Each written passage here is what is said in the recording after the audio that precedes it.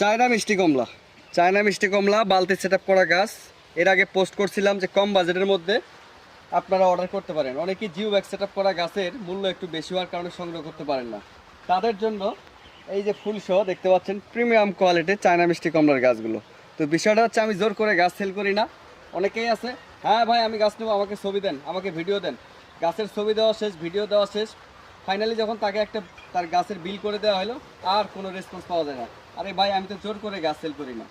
এই বালতি set up China মিষ্টি কমলা গাছ যারা একান্ত অনলাইনে যারা গাছ কেনার যাদের অভিজ্ঞতা রয়েছে, যাদের গাছ কেনার অভ্যাস রয়েছে, তারা কিন্তু গাছ অর্ডার করতে খুব বেশি সময় নেয় না। এগুলো সব সেল হয়ে গেছে, সোল্ড আউট।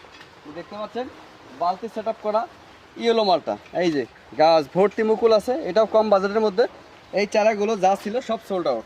ভিডিওটা এই জন্যই দেওয়া, যারা এই যে দামাদামি করে, যারা নিব গাছ নিব ভাই কন্ডিশনে পাঠান, ভাই আমি এক মাস পর নিব, আর কোনো রেসপন্স থাকে না, তাদের জন্য ভিডিওটা। আসলে গাছ জোর করে বিক্রি করা যায় না।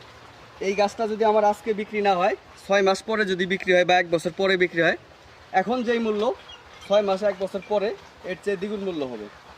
সুতরাং গাছ যত দেরিতে সেল হবে তত নার্সারিম্যানদের জন্য লাভ। ঠিক আছে, যাই হোক, যারা এখনও গাছ সংগ্রহ করেন নাই, এখন চায়না মিষ্টি কুমড়ার গাছ আছে, জিও ব্যাগ সেট আপ করা গাছ আছে, আর ছোট চারা আছে।